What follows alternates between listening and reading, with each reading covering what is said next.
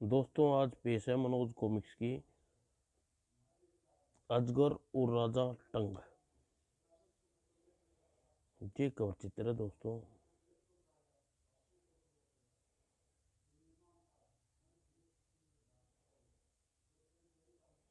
अजगर तुम्हें तुम्हारी रक्षा का वचन देता है।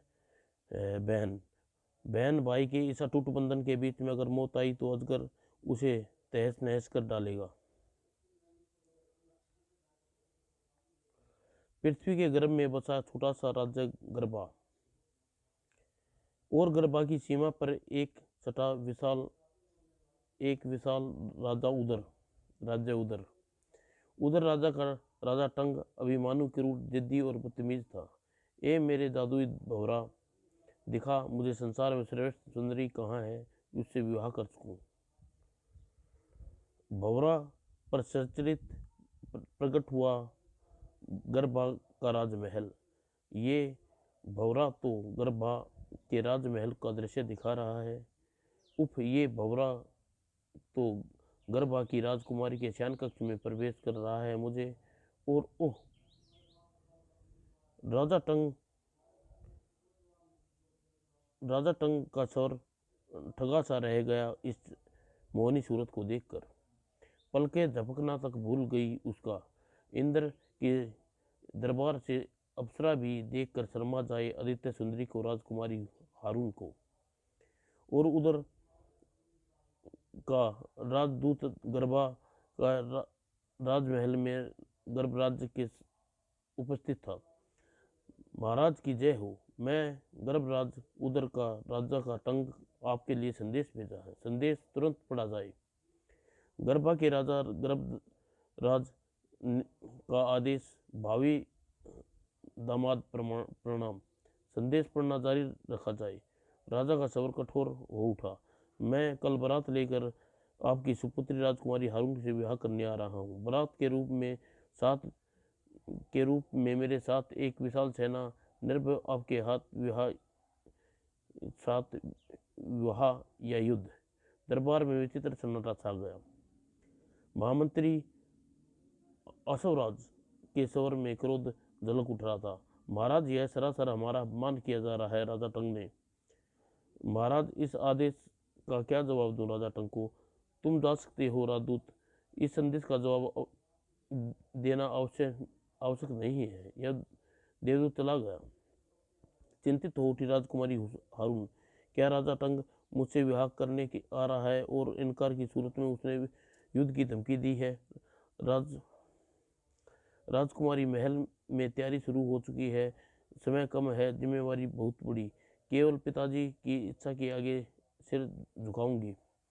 और राजा टंग अपनी विशाल सेना लेकर राज्य की सीमा पर पहुंचा। ओह, यहाँ तो हमारी सेना का स्वागत कर रही है। युद्ध की तैयारी में लगे हैं हम। और राजा टंग अपने एक विशेष सैनिक को भेजा। महाराज की जय हो। ठहरो, मैं तुम्हें आगे कुछ कहने की आवश्यकता नहीं है। अपने राजा से जाकर कहो कि रणभूमि में अपनी विशाल सेना का दमखम परख ले, और प्रत्येक तलवार दुश्मनों के लिए सिर काटने के लिए बेताब है। और बुझाएं भड़क उठी सेनापति गर्भहास्ट की। राजा टंग का आदेश सुनकर क्रूर ढंग से हंसा। हा हा हा, राजकुमारी हारून को उसकी आप उनको मुझे सौंपनी ही पड़ेगी। विशाल सेना के आगे टिक नहीं पाएंगी। भावी ससुर जी, मुट्ठी भर सैनिक आक्रमण। और राजा गर्भराज की सैनिक मुट्ठी भर ही सही परंतु हिम्मती लोहे के साथ टकराया दुश्मनों से। राजकुमारी हारून, हम की सबकी इज्जत है, शैतानों की रक्षा करो, गर्भा के सिर काटेंगे। खच खच खच खच। और राजा टंग अपनी विशाल सेना के साथ आगे बढ़ा और सैनिक गर्भहस्त की तलवार दुश्मनों के सिर के ढेर लगाने लगा। और युद्ध उतने समय नहीं चलेगा राजा टंग जितना समय अपने सैनिकों की खोपड़ियां एकत्रित करने में लगेगा। ओह, कमाल की फुर्ती है इसमें। और राजा टंग की टकराव कोई निर्णय नहीं निकल सका। तुम इतने भी दुगनी सेना ले आते टंग। हमारी मुट्ठी भर सैनिक कई का कोई मुकाबला नहीं। और फिर सूर्यास्त के साथ ही युद्ध बंद हुआ। कल का युद्ध निर्णायक साबित होगा। राजा गर्भराज और रणभूमि में दोनों सेनाएं छोड़ गई अपने जांबाज सैनिकों के शव। युद्ध का परिणाम जो भी हो, दोबारा जीवन तो नहीं मिलना था। और जिस समय खून किसी के जिस्म में खून की एक बूंद भी देखकर पागल हो जाती थी राजकुमारी हारून, ओह, युद्ध में घायल सैनिक केवल मेरी वजह से हुआ। और उधर महल में विशेष कक्ष में राजा गर्भ के सेनापति हारून गर्भहस्त को बुलाया भेजा। महाराज, युद्ध भूमि में आपने मुझे यहाँ क्यों बुलवाया? एक बेहद आवश्यक कार्य है, आ पड़ा है सेनापति गर्भस्थ। हमें एक बहुत बड़ी जिम्मेवारी सौंपना चाहते हैं। आज रात्रि ही नहीं बल्कि तुरंत। आपके हुक्म की प्रतीक्षा है महाराज। मैं कैसी जिम्मेवारी उठाने के लिए तैयार हूँ। इस सूचना पर राजा टंग के खेमे में भूचाल आ गया। क्या बक रहे हो गुप्तचर? ऐसा नहीं हो सकता। विवाह की सभी रस्में पूरी कर ली गई हैं। नहीं, और पराजय कभी स्वीकार नहीं की मैं किसी वस्तु की चाह उसे छीन लिया है। और तूफान सा चल पड़ा गर्भराज महल की ओर। छीन लाऊंगा मैं राजकुमारी हारून को, कत्ल कर दूंगा उसने जिसने पहनी होगी हारून के नाम की वरमाला। और युद्ध के सभी नियमों को ताक पे रख दिया उसने। कत्ल कर डालो दुश्मनों को। इस समय कत्ल करना गाजर मूली तोड़ने जैसा होगा। हा हा हा। और ऐसमाक रूप से आगे बढ़ती सेना पहरे पर तैनात सैनिक के चक्के छुड़ा दिए। यह नहीं, दुश्मन रात्रि पर आक्रमण कर दिया। धोखा, सबको सावधान कर दो। पर दुश्मनों के सेना सिर पर आ पहुंची थी। आ खेमों में लाशों के ढेर लगाकर अपनी सेना के साथ आगे बढ़ चला टंग। और उधर महल में विवाह की सभी रस्में पूर्ण हो चुकी थी। सेनापति गर्भहस्त, आज हमें एक बड़ी चिंता मुक्त कर दिया। गर्भा की राजकुमारी हारून की रक्षा के लिए अब अपने प्राणों पर खेल जाऊंगा पिताश्री। और तभी महाराज, गजब हो गया। राजा टंग अपनी सेना के साथ मारकाट मचाता हुआ महल में घुसा आ रहा है। राजा टंग, अपनी गर्दनों को खैर बनाओ, तुम अपनी गर्दन उड़ाने आ पहुंचा है राजा टंग की तलवार। आह राजकुमारी हारून, दुल्हन में तुम्हारा यह रूप पागल कर रहा है। इसी लगन मंडप में तुम्हें विवाह करूंगा। इस लगन मंडप में तेरी चिता जलेगी नीच। और युद्ध छिड़ गया। बिटिया हारून को लेकर तुम जाओ पुत्र, हम इसे देखते हैं। और लेकिन मदमस्त टूट पड़ा गर्भहस्त टूट पड़ा राजा गर्भराज की और आगे बढ़ते सैनिकों पर। आओ, तुम सबकी मृत्यु तुम्हें खींच लाई है। और राजकुमारी हारून की गुलाबी मुखड़े पर नफरत की छलाब उखड़ खड़ा हुआ। इस युद्ध का परिणाम चाहे जो हो, किंतु तुम्हें ऐसा दंड दूंगी नीच राजा टंग कि तुम्हें हर पल याद रहूंगी। और लगन मंडप की अग्नि में धू धू धधक उठी सुरख मुखड़े पर। राजा टंग ने दो टुकड़े हो गए राजा गर्भ की तलवार के। घबराओ मत महाराज, मैं मारूंगा नहीं। मैं आपको राजकुमार हारून की का एक एक दृश्य विवाह का एक एक दृश्य दिखाऊंगा। नीच दुष्ट, वार कर मुझ पर। और रुक जाओ सेनापति गर्भस्थ, अथवा तुम्हारे महाराज की गर्दन उड़ा ही भी सकता हूँ। और तभी इस क्षण तो किसी की कल्पना भी नहीं की थी, ध्यान ही नहीं था राजकुमारी हारून पर। नीच, दुष्ट नीच, अब तू स्वयं देखेगा कि हारून दिखाएगी एक पतिव्रता स्त्री। अब तुझे कुट दृष्टि कभी नहीं डाल सकेगा। और उदय के सैनिक दौड़े राजा टंक को बचाने के लिए। राजा गर्भास्त्र के विचित्र फैसला किया। जाओ, ले जाओ यहाँ से, इसे प्राण दान दे रहे हैं। और पिताजी, आपने उसे जीव छोड़ दिया, इसका अपराध असमक था। स्वामी, मैं स्वयं भी चाहती थी वह जीवित रहे।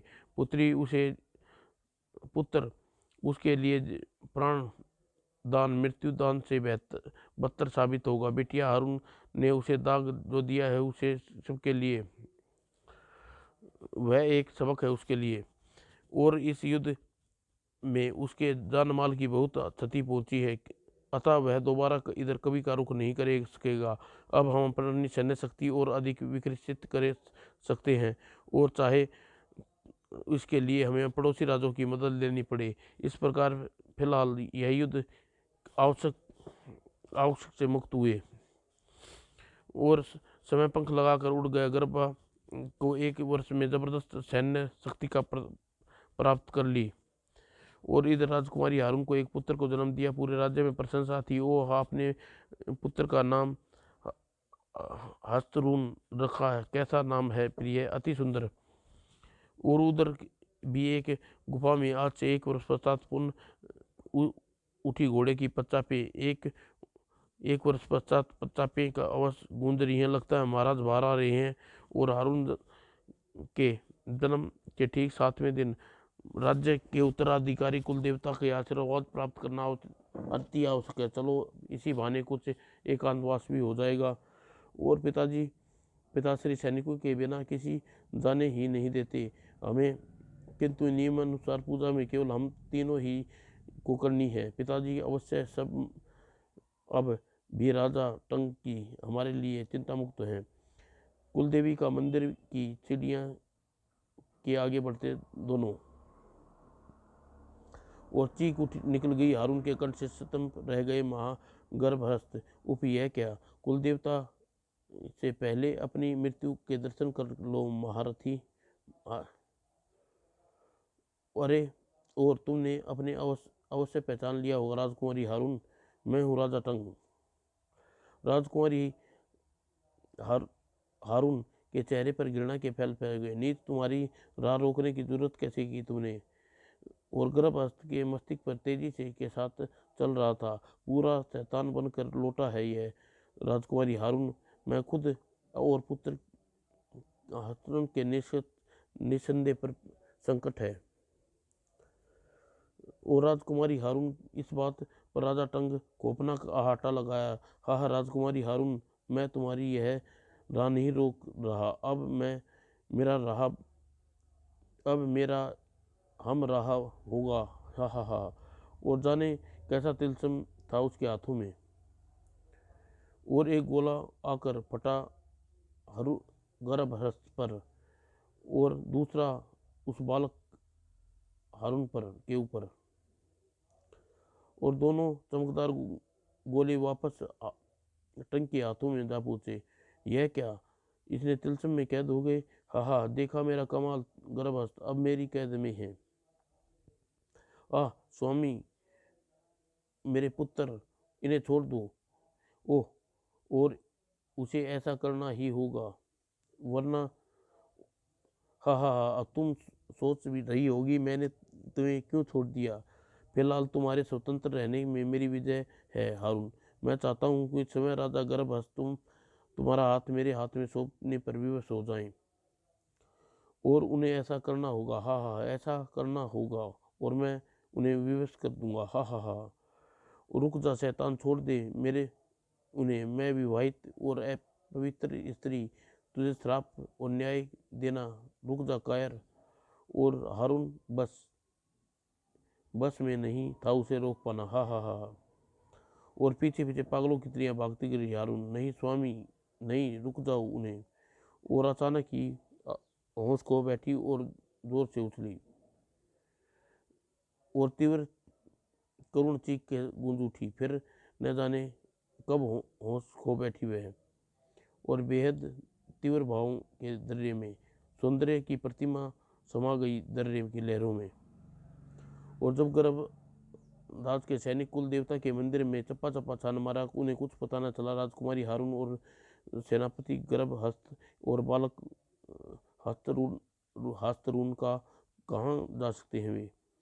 और दुख की छाती फट गई राजा गर्भराज की। नहीं, उन्हें तलाश करो, कहाँ जा सकते हैं। कहीं कहीं नहीं जा सकते, उन्हें वे मुझे छोड़कर। और तभी सैनिक ने दल का नेता वहां पहुंचा। महाराज, कुल देवता के मंदिर में प्राण में असुरों के चिन्ह मिले हैं। आशासुर असंभव। मस्तिष्क में उठ पड़ी सैकड़ों आकांक्षाएं। इतनी ऊंचाई पर असो नहीं पहुंच सकते, यह अवश्य असुर के चिन्ह कैसे बन गए। और जांच के पड़ताल असुरों को चिन्ह मंदिर की खाई वाले सिरे में जाकर गायब हो गए। असुरों का क्या रहस्य है? हो ना हो, मेरे बच्चे गायब हो जाने के साथ उन असुरों का कोई न कोई संबंध अवश्य है। और अत्यंत सनसनी मचा दी। सैनिक ने वहां पहुंचकर, महाराज महाराज क्या हुआ? तुम इसे मनुष्य समाचार लेकर आए हो महाराज। और भय से रोंगटे खड़े कर रहे थे सैनिक के। महाराज, आप स्वयं छत पर चलकर देख ले, तुम्हारे मुख में छाई सफेदी से हमें विवश कर रही है। सैनिकों, हमें वही करे जो तुम कहा है। और विचित्र अंदाज में सुकड़ते चले गए राजा गर्भहत के नेत्र। उप, यह क्या? यह तो लोहर के दृश्य दिखाने के लिए तुम हमें यहाँ लेकर आए थे सैनिक। किसकी उंगलियां हैं ये? कहाँ से आई छत पर? और गर्भ हंस को पत्र सौंप दिया। यह पत्र इन उंगलियों के साथ ही वस्त्र पर था महाराज। यह समय एक भयानक सा दिखने वाला पक्षी नीचे गिरा। कैसा पत्थर! कांपते हाथों से उंगलियों से थाम लिया उसे। और पढ़ते ही मूर्छा छाने लगी। उस पर हाथ छूट कर गया। नहीं, ऐसा नहीं हो सकता। ये उंगलियां नहीं, पूरा फुयो संभालो महाराज को। और सेना के घनघोर जंगल के वृक्षों में किसी दूसरे तीसरे वृक्ष पर कूद रहा था वह चिंपांजी। और जंगलों का बेताज बादशाह महाबली शेरा 2 घंटे से भी मछली नहीं फंसी। क्या नदी की सारी मछलियां किसी दावत पर गई हुई हैं?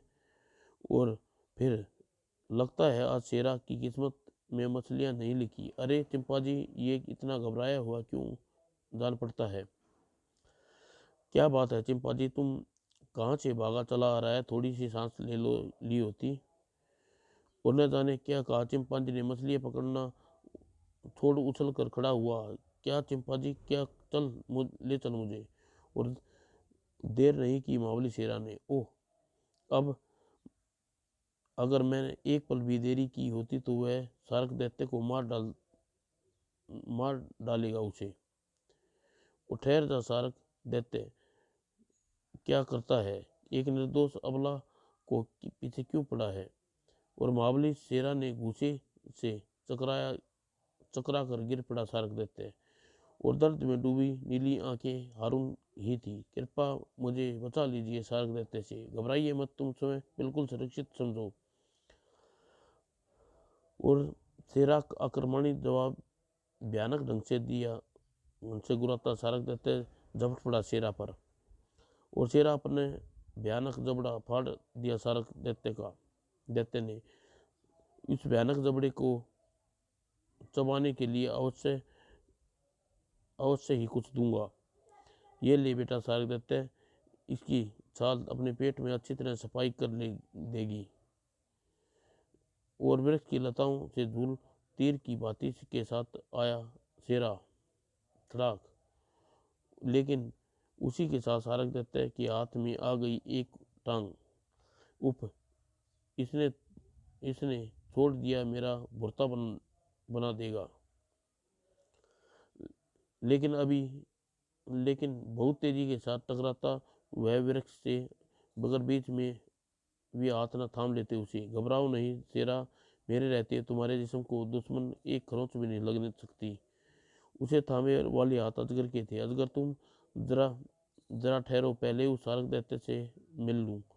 और अजगर ने दिखाया अपना विशाल इच्छाधारी रूप। ये सारक दैत्य लड़ेगा मुझसे। और दुम दबाकर भाग गया सारक दैत्य। हा हा, देख लिया, शेर चूहे पानी में रहते हैं। हा हा। और चिंपांजी ने खुशी होकर ताली बजाई। तुम्हारी तुम्हारी तो गरज ही सुनकर भाग गड़ा हुआ सारक देता है, लड़ना क्या खाक। हा हा हा। तुम कौन हो बहन, और पृथ्वी की तो रहने वाली नहीं दिखती। हाँ, मैं गर्भा की हुई पत्नी से राजकुमारी हूँ, मेरा नाम हारून है। और वह कहानी सुनाई। नदी की तीव्र बहाव मेरे बहाव मुझे पृथ्वी पर ले आया, और होश आया तो सारक देता अपनी ओर पाकर मैं गिरती पड़ती भाग पड़ उठी, और फिर सिसक उठी हारून। न जाने उस शैतान ने क्या हर्ष किया होगा मेरे स्वामी गर्भहस्त और पुत्र हस्तरून का। अपनी उसने बिना मैं जीवन बोझ बन गया जाएगा, जीवित न रहूंगी। आह, दुखी मत हो बहन, मैंने शैतानों को खत्म करने का बीड़ा उठाया है। अजगर तुम्हें तुम्हारी रक्षा का वचन देता है बहन, राजा टंग के सिर तुम्हारे कदमों में लाकर डाल दूंगा। अजगर ऐसा हो सका तो मैं धन्य हो जाऊंगी तुम्हारी बहन जैसा भाई पाकर। अजगर तुम आज ही हारून के साथ गरबा की ओर रवाना हो जाओ। और अजगर मेरा सेरा से विदा ली। अच्छा सेरा, जिंदगी रही तो फिर मिलेंगे, आतताइयों की मौत हो तुम अजगर, जिंदगी तुम पर हमेशा मेरा मेहरबान रहेगी। और अजगर हारून के साथ चल पड़ा। इच्छाधारी अजगर की शक्ति से नहीं बच पाएगा राजा टंग, तुम्हारे बिना सुना सुना लगेगा दोस्त। और गर्भ महल की मौत की मन में छाई थी, और जहाँ राज था केवल आतंक का। महाराज महाराज, क्रोधित हो उठे राजा गर्भराज। सैनिक, क्या तुम्हें राजा के दरबार में प्रत्येक नियम का पता नहीं? आवश्यक राजकारवाही में बाधा पहुंचाने का दंड जानते हो? क्षमा करें महाराज, किंतु बात ही कुछ ऐसी है, तुरंत आना पड़ा। वह पक्षी फिर महल के ऊपर और राज में सिंहासन से उठा खड़े हुए गर्भराज जैसे किसी ने लोहे के तवे पर परिवर्तन हो गया है। ओह ओह, तुम पुन अब सब नहीं।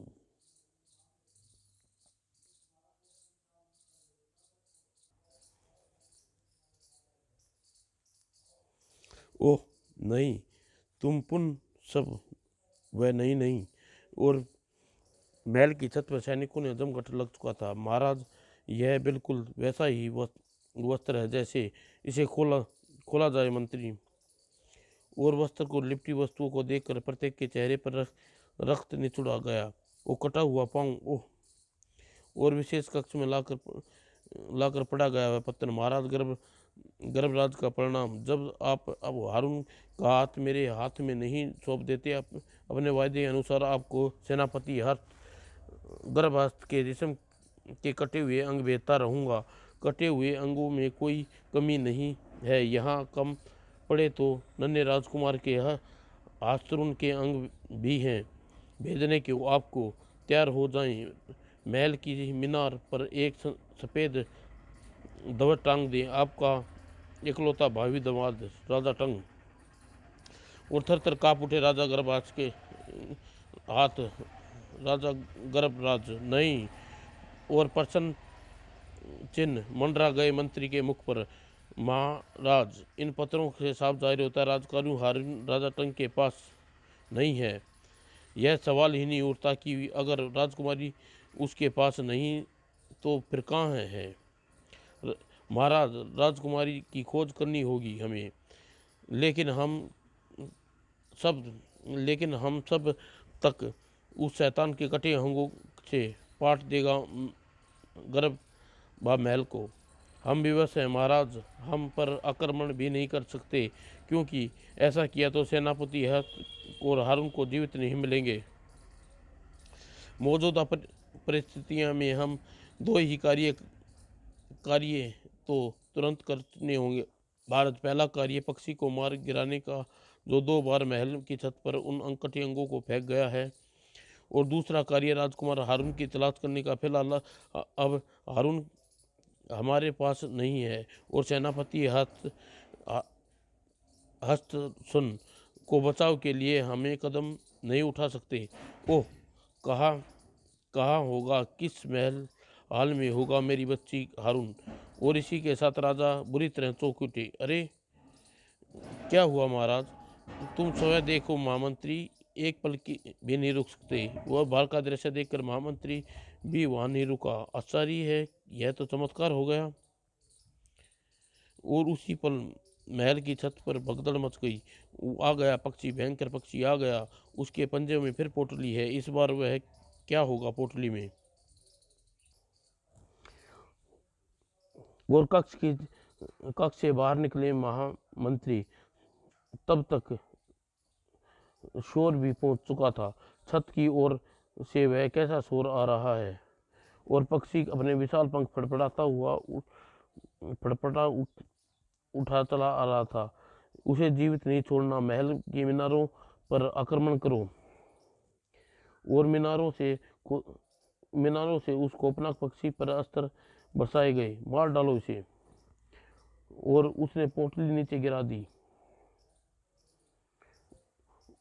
और शस्त्रों की वर्षा से क्रुद्ध होकर उसने अपनी ताकत का एक छोटा सा नमूना दिखाया और गिरे हुए नीचे गिरा दिया। गिरते हुआ को नीचे न गिरने दिया। दूसरे पल विशाल पक्षी। अरे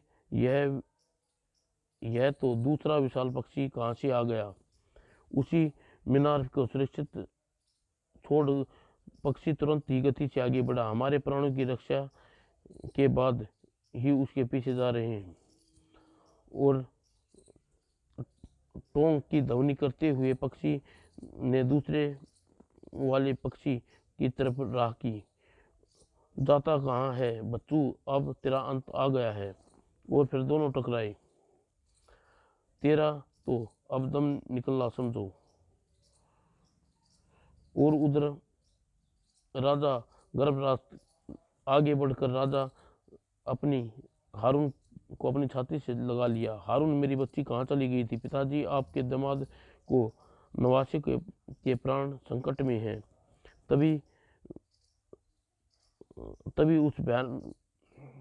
तभी उस विशाल पक्षी की लाश उनके कदमों पर आकर गिरी। और हारून कह उठी, पिताजी यही है वह इच्छाधारी अजगर जिसने पृथ्वी पर अपने साथी शेरा के सारक दैत्य से मेरे प्राण बचाए थे। और गर्भा में कदम रखते ही हमारे सैकड़ों निर्दोष सैनिकों को भी बचा लिया। और महामंत्री भी वहां पहुंचा। महाराज, इस इच्छाधारी अजगर को तो कमाल कर दिया। गर्भा में मंडरा रहे उस आतंक को समाप्त कर दिया। नहीं, गर्भा में मंडरा रहा आतंक राजा टंग उस शैतान है। हमारा दवाद नवासे को कैद करा हुआ है। और तभी छत पर गर्भाज्य का संकेत देकर सैनिकों को चुप हो गया। हारून बेटी, अपने कक्ष में जाकर विश्राम करो। हम अजगर के साथ आगे की योजना बनाकर तुम्हें सूचित करते हैं। ओ पिताजी। और पिताजी का संकेत देखकर वह सैनिकों चुप हो गया था। क्या हुआ छत पर। राजकुमारी हारून के जाते ही महामंत्री ने सैनिक फिर फट पड़ा। मूर्ख, तुझे राजकुमारी के सामने यह सब कहने की क्या जरूरत थी। इसे छोड़ो महामंत्री, जाओ छत पर चले। तुम्हें आओ अजगर।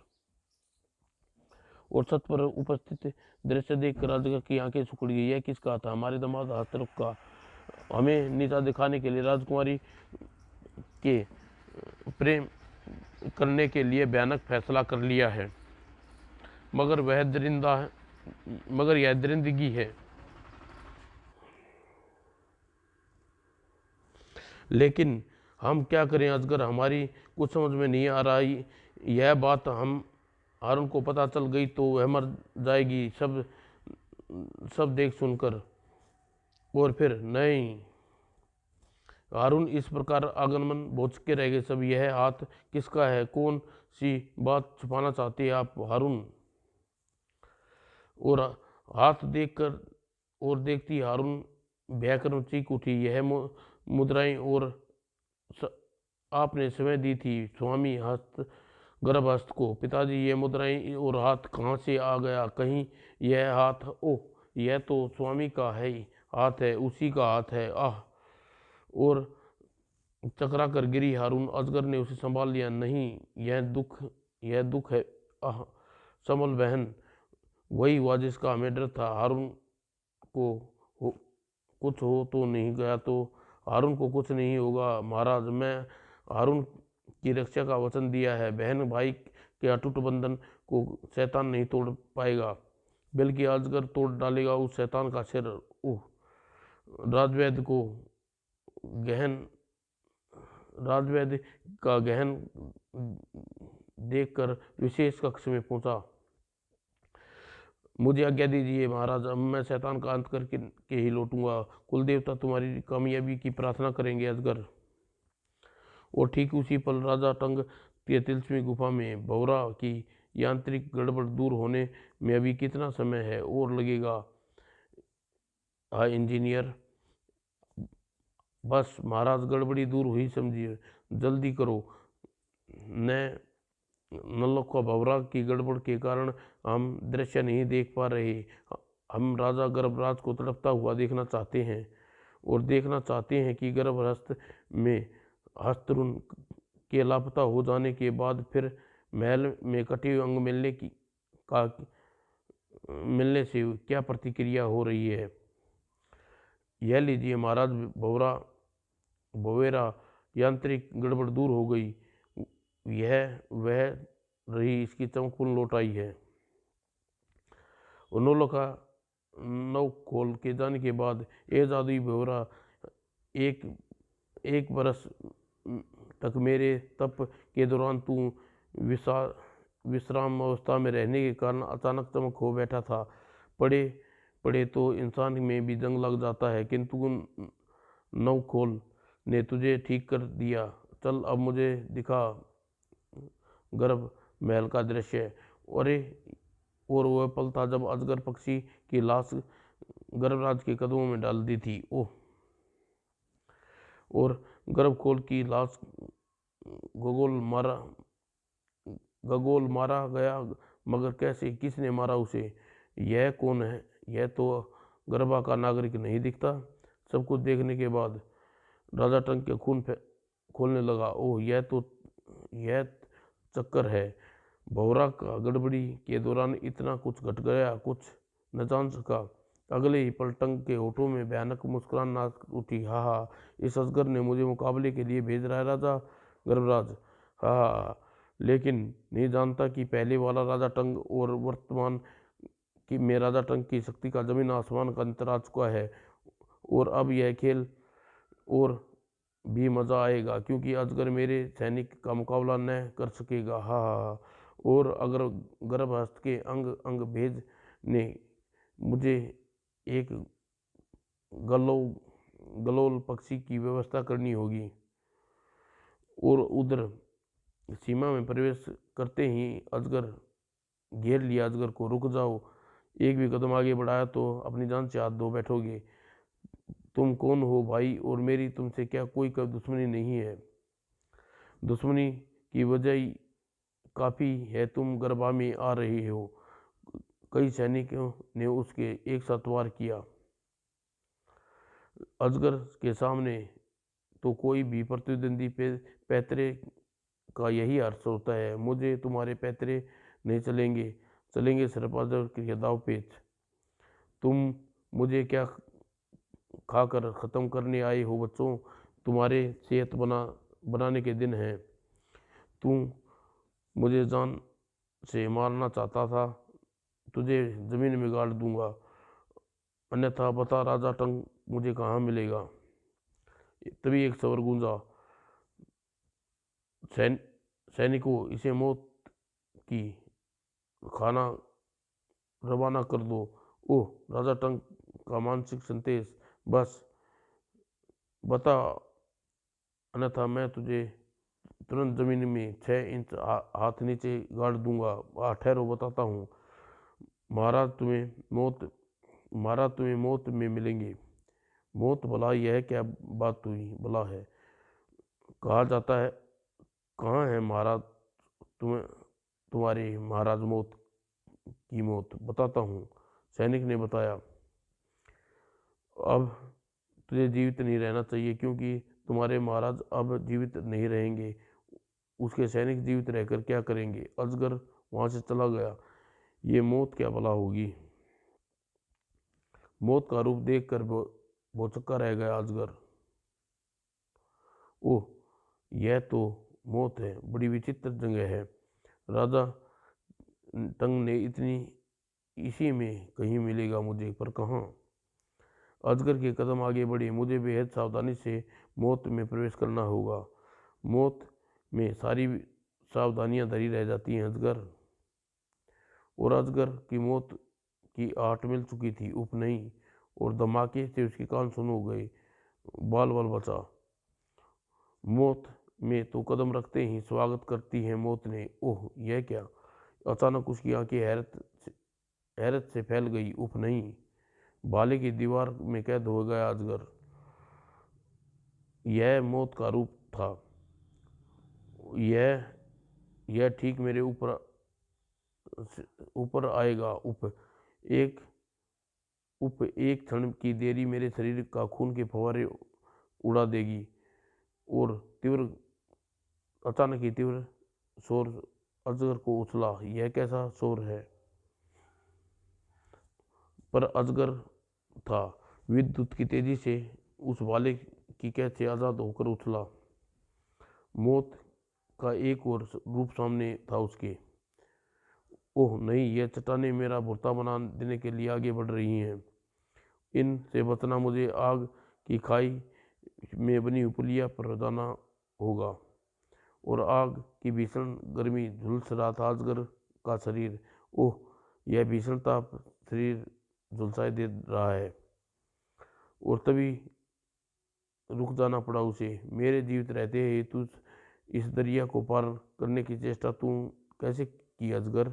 फुर्ती से खींच ली अजगर ने उसकी तलवार, अपनी तलवार। और दुश्मन अधिक फुर्तीला निकला और पुलिया के किनारे पर ठीक समय पर हाथ लगा। ओह, नीचे आग के अलावा कुछ दिखाई नहीं पड़ रहा। इसमें गिरने का अर्थ होगा भयानक मौत। और हा हा हा, इस ईश्वर का स्मरण कर ले अजगर। अरे, अचानक ही अजगर गायब हो गया। अरे, कहाँ गया। मैं यहाँ हूँ बच्चे। पुलिया के नीचे से रेंग कर यहाँ पहुँचने में मुझे कितना वक्त लगता है। और अब तुझे पता चलेगा दरिया में भुनने का। आग की लपटों में खोकर रह गया दुश्मन। अजगर आगे बढ़ गया। भीषण उष्मा से बचने के लिए मुझे उस स्थान पर जल्दी निकलना होगा। और सिर दी यह गुफा मालूम पड़ती है तभी। हाँ हाँ अजगर, तू मुझे ए तक पहुंचने के लिए यहाँ तक आ पहुंचा। तुम्हारे सांस की दाग देनी होगी। कौन है, राजा टंग। हाँ हाँ, मैं राजा टंग बोल रहा हूँ। तुम्हारी बहादुरी देखकर तुमसे मुकाबला बेहद इच्छुक हूँ अजगर। अगर तुम मुझ तक जीवित आ पहुंचे तो मेरी मेरी यह इच्छा अवश्य पूर्ण हो सकेगी। तुम्हारी इच्छा अवश्य पूर्ण करूंगा राजा टंग। और इस मौत में कितनी भी जाल फैला ले तू, मैं सबको काट कर तुरंत अवश्य पहुंचूंगा। किंतु जल्दी जल्दी करना अजगर। गर्भावस्था में हाथरून की हत्या के पश्चात अगर मुझ तक पहुंचा तो क्या लाभ। इसी के साथ ही गुफा में खामोशी छा गई। अजगर गुफा में प्रवेश कर गया। जल्दी पहुंचूंगा राजा टंग, क्योंकि तेरी जिंदगी अब कुछ क्षण रह गए हैं। और उधर गर्भा महल में होश में राजकुमारी पुनः बेहोश हो गई। राजवैद्य जी, कोई खतरे वाली बात तो नहीं है। राजकुमारी हारून की के भयानक स्थिति में सामना किया है। इससे अच्छे अच्छे कि गुर्दे लोगों का पाला पड़ जाता है महाराज। फिर यह तो मासूम बच्ची है। ओह मेरी बच्ची, काश हमने उसे दिन समाप्त कर दिया होता उस मौत के बीज को, तो राजा टंग नाम का वह विष पैदा ना होता। और मौत में आगे बढ़ता अजगर चौंक कर वहीं ठिनक गया। ओह, यह दोनों ओर से रास्ता बंद है। गुफा परिवर्तित हो गई एक कोठरी में, और एक क्षण भी गुजरा।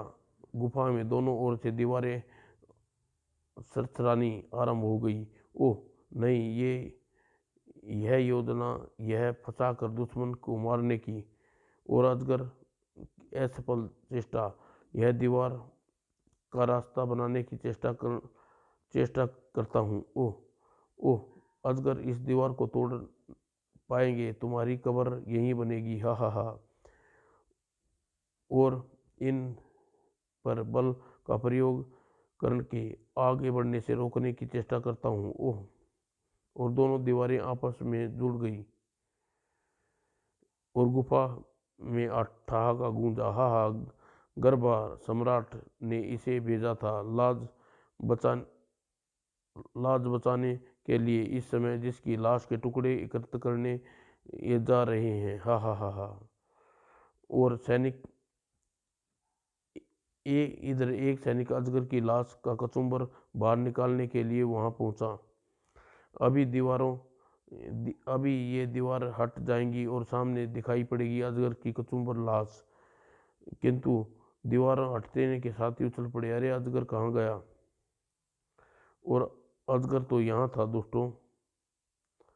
और अजगर दोनों को सैनिकों को मौत बनकर लिपट गया। तुम्हारे महाराज शायद भूल गए, उसका सामना इस बार अजगर से पड़ा है, इच्छाधारी अजगर से, जिसके लिए जमीन फाड़कर निकल जाना कोई बड़ी बात नहीं है, हा हा हा।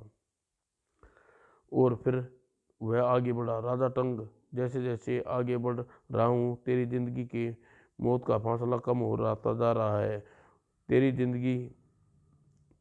तेरी जिंदगी और मौत के बीच का फासला कम करने के लिए यहाँ मैं खड़ा हूँ, स्टार्क।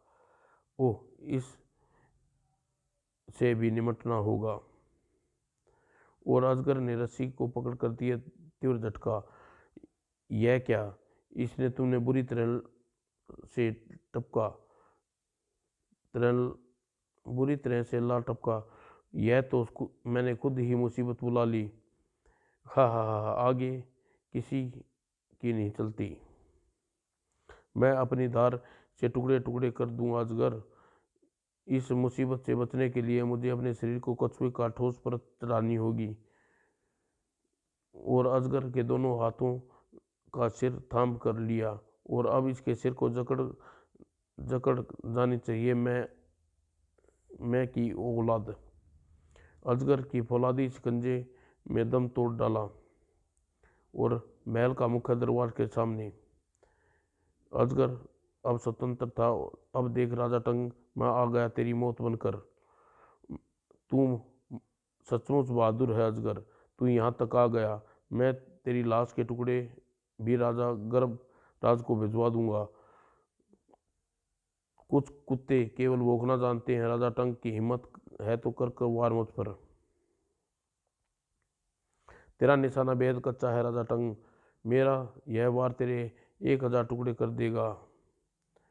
और तीव्र धमाके के साथ अजगर बवंडर सा उठा, हा हा हा। अजगर, अब तेरी लाश दिखेगी तुझे। और राजा टंग आश्चर्य हुआ, ओह, यह अजगर कहाँ गया? इस बार तू मौत का सामने खड़ा है राजा टंग, यह आश्चर्य का, यह तो अवश्य ही कोई छलावा है। मुझे वार भेद सावधानी से करनी होंगी। अजगर, मेरा वार बचा। वह तो मैं बचाऊंगा ही, हा हा। और अजगर ने उस पर एक और उछाला और फर्श के वह हिस्से सहित न जाने कहाँ गिरा राजा टंग। अरे कहाँ गया वह? चलता हूँ नीचे। वो राजा टंग अजगर एक खौफनाक शक्ल में मिला। अजगर, अब मैं तुझे जिंदा नहीं छोड़ूंगा। ओह, इसका रूप परिवर्तन हो चुका है। अब राजा टंग अपनी शैतानी शक्तियों का इस्तेमाल पर उतरा गया था। मेरी शैतानी शक्तियों से तू बच नहीं सकेगा अजगर। अगले ही पल बदल दिया राजा टंग का रूप, जिन्होंने मैं 1 वर्ष से कठोर तपस्या करके प्राप्त किया है। अजगर, तू मुझे ठीक से जानता नहीं होगा। राजा टंग को कदापि ऐसे बड़े बोल न बोलता। अजगर एक बार फिर चूक गया। हा हा हा। और अगले ही पल अजगर ने परिवर्तन हो गया एक शानदार खौफनाक रूप में। और अब आएगा इस जंग में मजा। और भौचके खड़े राजा टंग ग्रह चूक भारी पड़ी। अजगर भी चूक गया। राजा टंग ने पुनः नया शरीर प्राप्त कर लिया। मुझे समाप्त करने का सपन देख रहा अजगर, तेरा सपन कभी पूर्ण न होगा। अब तू मरने के लिए तैयार हो जा, आ। और दर्द से कर्रा कर अजगर परिवर्तन हो गया अपने परिचित रूप में। अब मैं तेरा अंत करके रहूंगा दुष्ट। और अजगर ने अपनी जान पर खेल रहा था।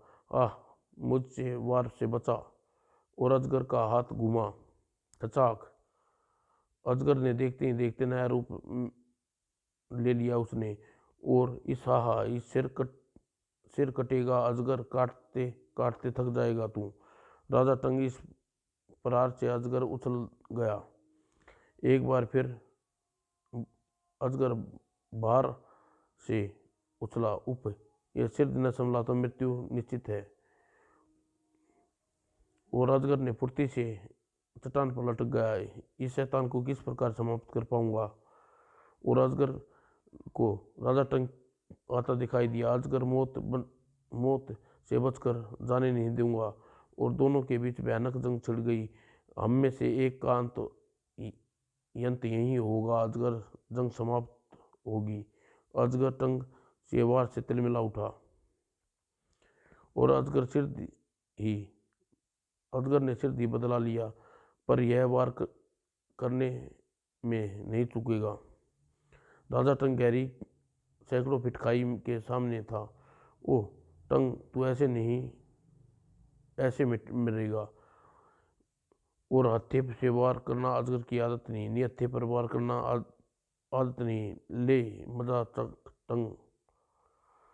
और राजा टंग तो उसे थाम न सका। और उसी पर इस शस्त्र से निकलने वाले वस्त्र पर अवश्य अटक गया।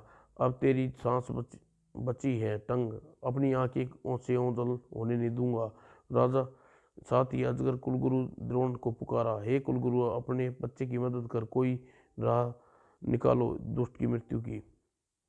कुलगुरु अजगर की पुकार पर तुरंत प्रकट हुए। अजगर, इसकी मृत्यु तब तक संभव नहीं है जब तक इसे गले में देवता का ताबीज है। ओह, अब यह निश्चित ही इसका अंत कर सकूंगा गुरुदेव। और राजा टंग पर खींच लिया। राजा टंग, अब तेरे इस सिर के पश्चात अब नया सिर प्रकट होगा। अजगर ने अपनी तलवार का निशाना इस बार गर्दन नहीं बनाया, बल्कि ओ धोखा। और राजा टंग का वह विचित्र शस्त्र उसके कंधे से उतार लिया। ये राजा टंग, अब बोल, अब भी तू नया सिर प्राप्त कर सकेगा? नहीं नहीं। अजगर का शस्त्र चला और एक बाजू उड़ा दी। आई आह। राजा टंग चीख उठा। नहीं, मुझे छोड़ दे अजगर, मैं तुझे माला माल कर दूंगा। इतना भी रोया तड़पा गर्भस्थ। अब तू जब तक तू अपने उसके जिस्म के हिस्से काटा होगा। खचाक। ऐसा नहीं पीड़ा, चीख उठा राजा टंग। मुझे खत्म कर दे अजगर, मुझे मार डाल। नहीं, तू अब स्वयं ही तड़प तड़प कर मरेगा। वो देखो। आह। अजगर ने वहां से हटते ही गिद्ध राजा टंग की बोटी बोटी चबा गई। अजगर ने एक ठंडी सांस ली। आपको सत सत प्रणाम कुलगुरु, आपने मेरी पुकार सुनकर यहाँ न आते तो यह जंग शायद मेरी मौत के साथ ही समाप्त होती। अब तुम्हारा जीवन बहुमूल्य है पुत्र त्रिपुंड। कुलगुरु, मुझे विशाल किले में मौत ने न जाने कहाँ होगे गर्भस्थ और हारून। आप इस कार्य में मेरी मदद करें। क्यों नहीं अजगर, अपने नेत्र बंद करो, मैं तुम्हें स्वयं उसके सामने समझ पाओगे। और नेत्र खुले तो अजगर कुलगुरु को अदृश्य पाया। ओह, तुम यहाँ गर्भस्थ और तुम्हारा पुत्र हारून। हाँ, किंतु तुम कौन हो? मैं अजगर हूँ, तुम्हें अपनी मुँह बोली बहन हारून के पास ले जाने आया हूँ।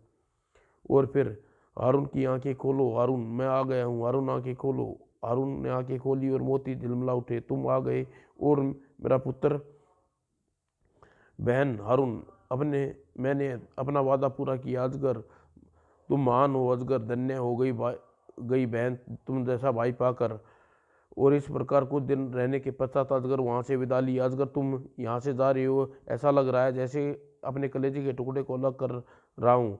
मैं संकल्प लिया है महाराज, पूर्ण करने के लिए मुझे तो जाना ही होगा। और फिर अजगर वहाँ से चल पड़ा। तुम्हारा आह भैया, तुम्हारी बहुत याद आएगी बहन हारून, तुम्हें भूल तुम्हें भुला नहीं पाऊंगा अजगर। समाप्त दोस्तों।